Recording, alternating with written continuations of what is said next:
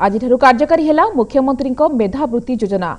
सचिवालय योजनार शुभारंभ कर मुख्यमंत्री नवीन पट्टनायक। यह अवसर में कृति छात्र छात्री को पुरस्कृत कर 35,490 जन छात्र छात्री को मेधावृत्ति प्रदान कर 3,549 जन छात्री ओडिया भाषावृत्ति प्रदान कर 1,061 स्कूल को श्रेष्ठ विद्यालय भाव पुरस्कृत कर अभिभावक शिक्षक और शिक्षयित्री को 1 लाख टंकार प्रोत्साहन राशि प्रदान कर अवसर में 2018-19 वर्ष 15,000 मेधा छात्र छात्री को लैपटॉप प्रदान करेंगे मुख्यमंत्री। एणिकी ब्लॉक स्तर में 40,000 कृति 10म श्रेणी छात्र छात्री को मिल वृत्ति।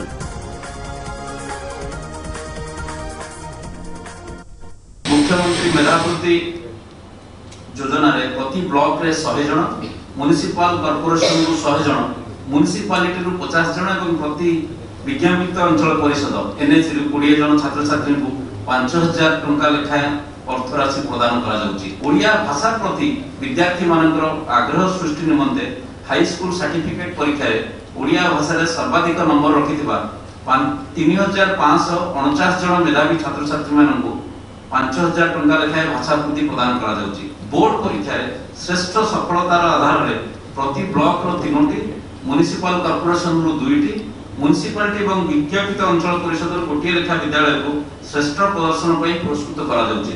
एही क्रम में आज राज्यर 1,061 विद्यालय को श्रेष्ठ विद्यालय पुरस्कार बाबद 1 लाख टंकार आर्थिक प्रोत्साहन प्रदान करने सहित प्रत्येक जिलार 10 जन श्रेष्ठ छात्र छात्री को अभिभावक को संबर्धित करा जाउची।